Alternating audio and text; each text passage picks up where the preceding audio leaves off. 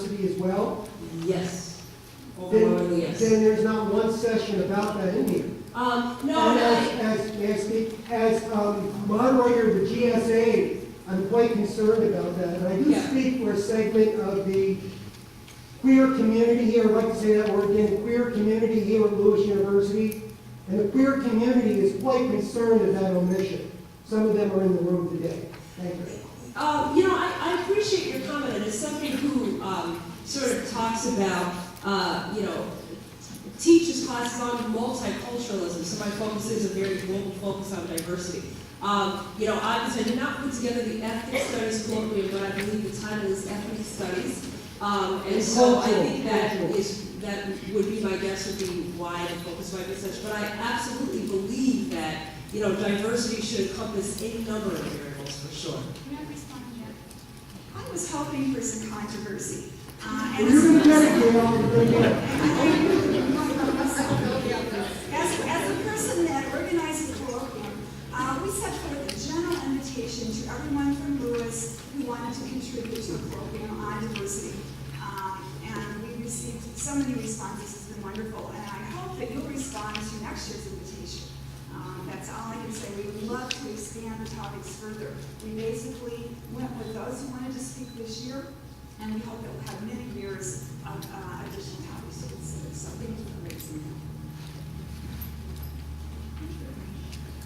that. I'd like to make a comment, please. You do make a comment too? All right, go ahead. Now and then, Hollywood will do something to want some attention. Two movies, both which are controversial. Good Hair from Chris Rock and some insight as to how blacks perceive themselves, and a lot of even the class distinctions as it plays out. It's a fascinating movie, and some degree it's painful because of internalization of oppression and what we do to ourselves up against the internalization of oppression, right? Now, from a view standpoint. The other thing is movie Precious is receiving rave reviews from the standpoint it's insightful in terms of behavior and lifestyle of those who are poor, marginalized, and the triumph of the human spirit up against some behaviors and issues that are problematic in our society. It's a wonderful discussion of class overlapping with race and the struggle coming from being a victim to a survivor to a conqueror of the experience here in America. I invite you to see those movies. It's overwhelming. But there's great pain associated with race in America. Also great pain associated with class. And these are two interesting stories. Thank you. Thank you. Well, since the subject is a post-racial society, I was just going to pose a question or a comment whether that's attainable in any sense of the word. We talked about class and racism, and I was just asking whether you feel that that's sort of a cyclical relationship, meaning that they sort of depend on each other to fuel one another. But I was going to also pose the idea that maybe the classism, the issue of classism sort of spurs the movements to move towards a sort of a unifying factor because class transcends race also. So I was thinking maybe classism is the unifying factor between races that can either perpetuate racism or defeat it.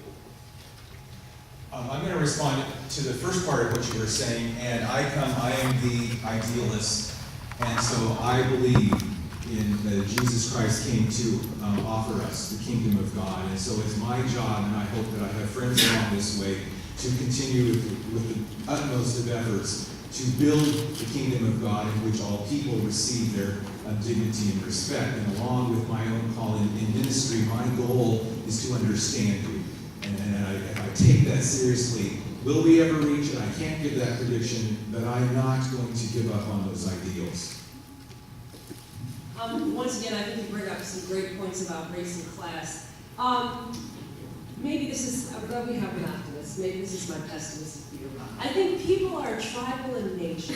And what I mean by that is we tend to seek groups that we feel understood, and we tend to seek similarity frequently.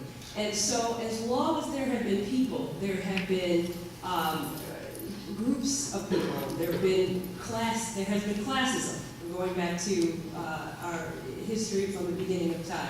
There has been some type of racism or, interethnic racism or whatever. And so I think we can't stop fighting, but I don't think the idea is that we should achieve a post-racial ideal. Once again, going back from my talk earlier today, I think we should understand differences, celebrate differences, appreciate differences, learn from differences, and not fear them.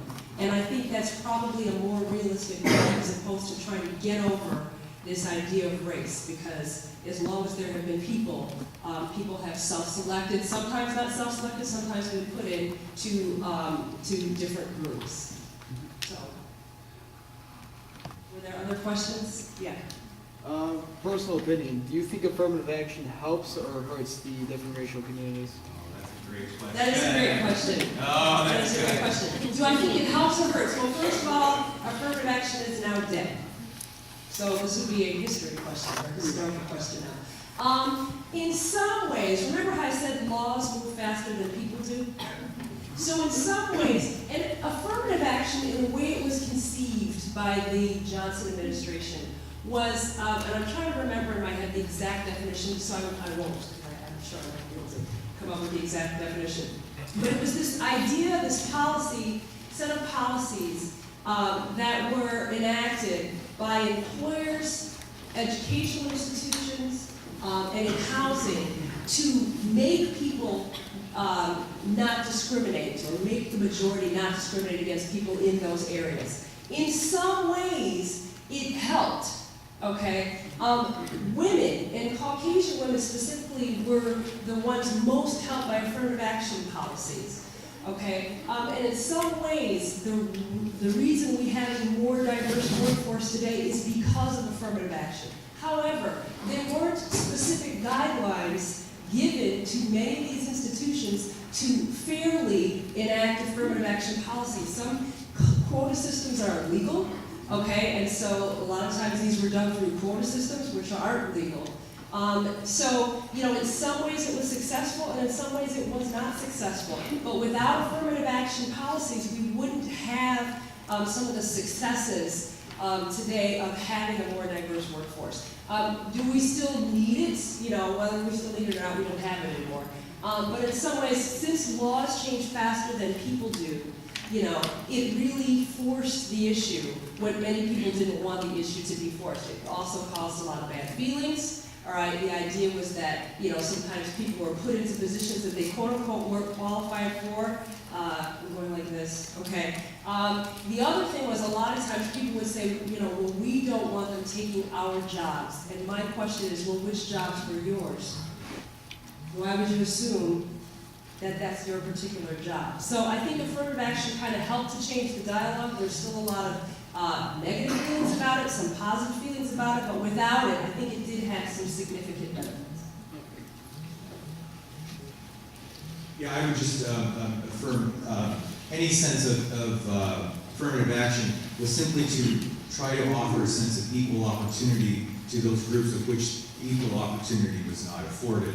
And what I will say with regard to academia, and this is one of the reasons that I love Lewis, I am much more at home and comfortable in